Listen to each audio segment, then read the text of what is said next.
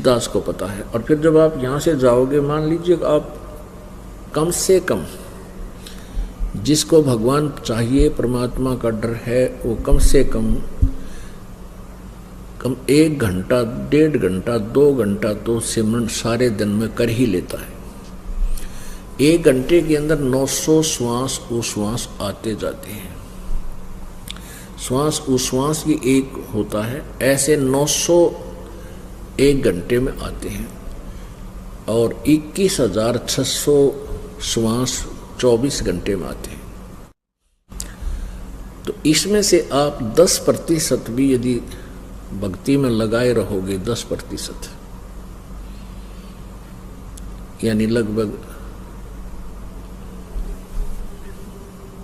2,000-2,100 इतने भी आप प्रतिदिन श्वास सुमन कर लोगे, यानी एक घंटे में 900 श्वास, 2 घंटे में 1800, और 3 घंटे भी डेली आप यूँ नहीं इकट्ठे बैठ के, आप चलते फिरते बस में बैठे हो, गाड़ी में जा रहे हो, साइकिल पर जा रहे हो, मोटरसाइकिल पर हो, बस में बैठे हो, या लेट गए हो, चलते हो, जैसे ऑफिस जा रहे हो, रास्ते में सुमन करता रहे, तो कुल मिला के भी 3 घंटे भी सुमन कर लोगे, आपके मोक्ष में कोई बाधा नहीं।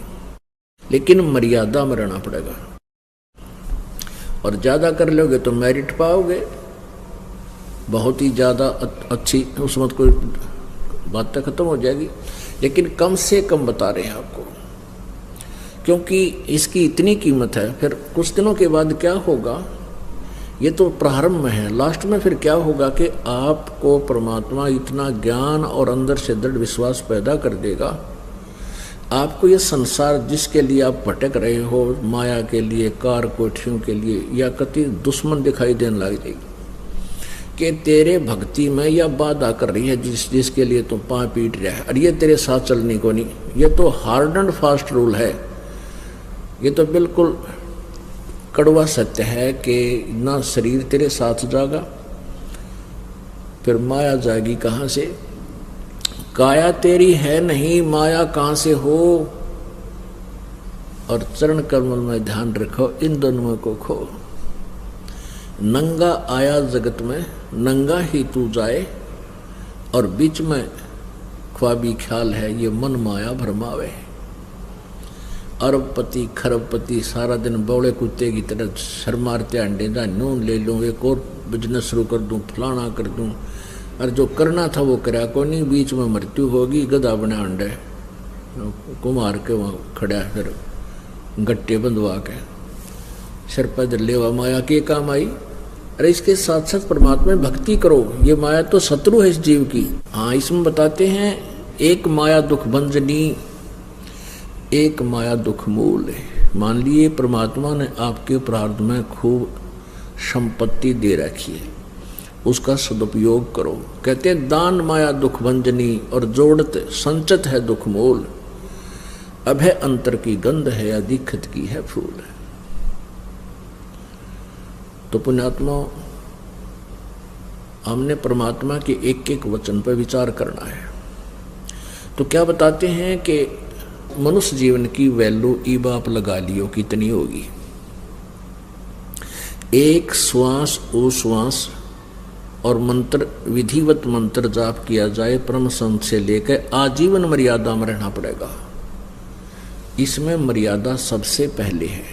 जैसे बच्चा खेल खेलता है, खेल होता खिलाड़ी जो खेल खेलते हैं, उसके कुछ नियम होते हैं, उनकी कुछ बाउंड्री होती है, सीमा होती है।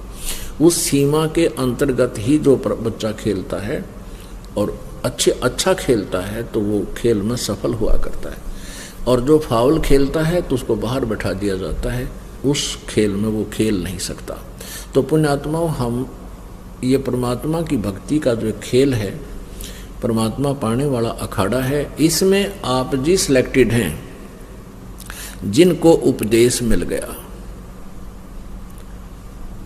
और इसमें जब मर्यादा में नहीं खेलोगे, मर्यादा में नहीं रहोगे, तो आप फाउल हो जाओगे, आपका फिर काम बिगड़ जाएगा। परमात्मा कहते हैं 100 वर्ष तो सतगुरु पूजा, एक दिन आन उपासी, वो अपराधी आत्मा फिर पड़े काल की फांसी। चाहे फाइनल मैच में जाकर हार जाओ, वो कर दे गड़बड़, फाउल हो गया तो फिर सब बाहर हो जाएगा, वो बात तो बिगड़ेगी। इतने दिन के वो डले ढोए व्यर्थ गए। तो कहते हैं 100 वर्ष तक सतगुरु पूजा, एक दिन आन उपासी। 100 वर्ष तक गुरु जी की पूजा। गुरु जी की पूजा का अर्थ है जैसे गुरु जी बतावें उसी तरह रहनी करनी, अपनी मर्यादा और भक्ति करता रहे। और एक दिन 100 वर्ष तक ऐसी कर ली, और एक दिन आन उपासना, अन्य देवताओं की पूजा करने से आपका काम बिगड़ जाएगा। वो अपराधी आत्मा फिर पड़े काल की फांसी। अब विचार करना पुण्यात्माओं, ये काल हमारे साथ कितना धोखा किए हुए है। जैसे कुछ दिनों के बाद क्या होगा कि आपके ऊपर कोई कष्ट नहीं आवेगा, और जो कष्ट आना था वो परमात्मा कैंसिल कर देगा आपकी सच्ची लगन और भक्ति देखकर। यहाँ सांसारिक सुख हो जाएंगे, घर में भी सुख होगा, आपके पास पैसा भी खूब हो जाएगा, क्योंकि दान ऐसे स्थान पर आप कर रहे हो, ये किया हुआ दान आपको मालिक देगा और बहुत अच्छा प्रतिफल देगा। तो कुछ दिनों के बाद आप भूल जाओगे, सत्संग में आना भी कम कर दोगे। ये बट नेचुरल है, ये दास देख रहा है। आज से जो 15 साल पहले लगे थे 100-200 परिवार, अब उनमें से मेरे ख्याल में 10% उस लगन से 10% लगे हुए हैं, बाकी ढीले पड़ गए, क्योंकि उनका सुख गणे हो गए। वो तो माया चाह थे, उनको ज्ञान था को नहीं, क्योंकि दास को भी परमात्मा ने या ज्ञान योग नहीं खोला था जब तक, क्योंकि इस ज्ञान को परमात्मा ने बैन ला रखा था कि अभी इसको प्रचार नहीं करना। क्योंकि जैसे ये ज्ञान तो दास बताता था, गांव-गांव में जाकर सत्संग किया करता था, लेकिन कबीर परमेश्वर जी की वाणी से ही ये यूं का यूं बताया करता था कि ब्रह्मा विष्णु महेश की ये स्थिति है, दुर्गा की ये स्थिति है। लेकिन आम व्यक्ति का विश्वास नहीं होता, जो हमारे शिष्य थे उनका विश्वास ना होता कि ठीक है, उनको लाभ हो रहे थे, परमात्मा के नाम लेते उनके सारे संकट दूर होने लगे थे, इसलिए शिष्य तो बनने शुरू हो गए थे। क्योंकि ये जो मंत्र है, इस मंत्र का जाप पूरे विश्वास सत्य लगन के साथ जो व्यक्ति करता है, उसको ज्ञान है या ना है। जैसे डॉक्टर कोई दवाई देता है, औषधि देता है, मरीज खा लेता है, तो उसको नहीं पता इसमें कौन सा केमिकल है, कौन सा साल्ट है, तो वह दवाई अंदर गई, लाभ तो करेगी।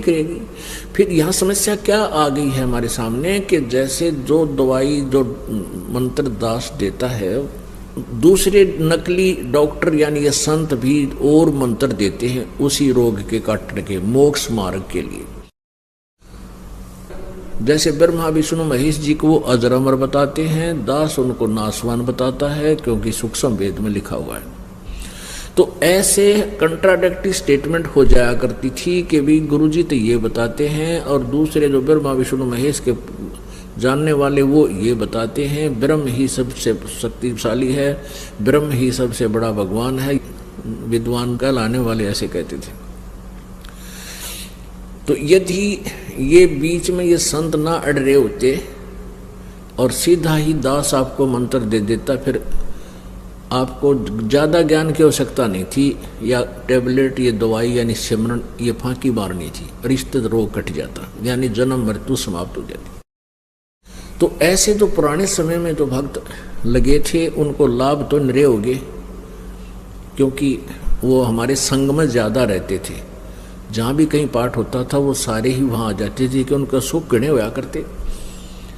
कुछ दिनों के बाद फिर वो अच्छे सुखी हो गए, घर में सुख हो गया, सारे लाभ होने लग गए।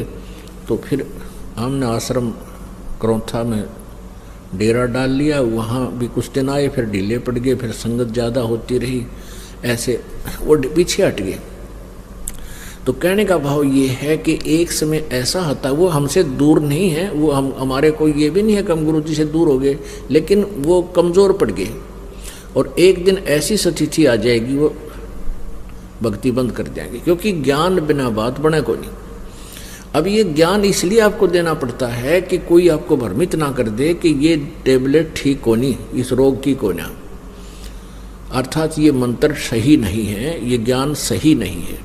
तो इसलिए आपको यहाँ बुला करके इतना कुछ समझाया जाता है ताकि आप भ्रमित होकर के इस औषधि को अर्थात इस ट्रीटमेंट को, जो मोक्ष मार्ग मंत्र है, इनको त्याग। भाई जो गुरु वचन पे डट गे रकट गे फंद 84 के, कट गे फंद 84 के, रकट गे फंद 84 के।